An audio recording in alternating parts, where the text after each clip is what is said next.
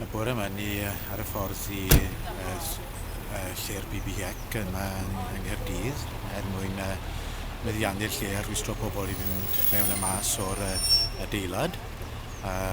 Hynny oherwydd yn bod ni yn gwrthwynebu y ffordd yma S4C wedi cael ei drin gan y Llywodraeth a bod e wedi cael ei roi dan ofal y BBEC ac ni'n gweld y BBEC fel rhan o'r cynllwyn i ddifa S4C yn y pen draw.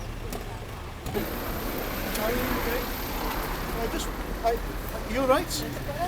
Yeah, I did. Yeah, I probably... great. We've had 20-25 members of Cymdeithas Iaith at the moment. And I just think we're walking in now actually to speak. Being led by... Pardon? Glywed llawr yn rhaid, eisiau bod pob danu. Oh, wow, mae'n rhywbeth stuff o. Into the BBC, into the reception area.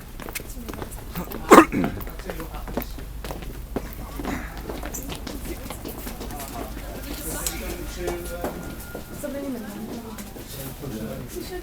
Sit down, I think. So about 25 minutes here.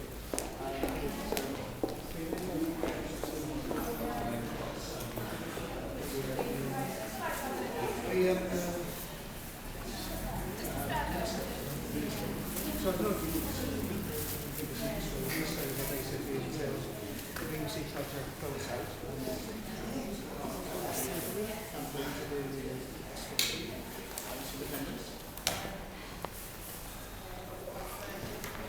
Trwy camera nawr.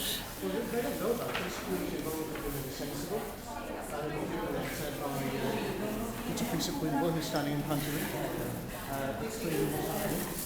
And I think security involved with that too. So, we'll see what happens.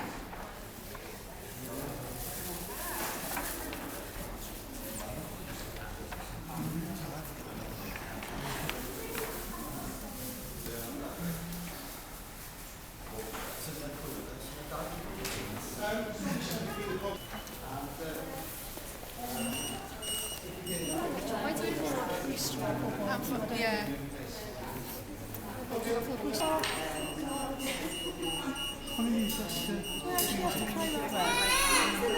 Excuse me guys, but these are fire exits. I'm afraid you have to clear them. Sit the other side. They are fire exits. Close them out, please.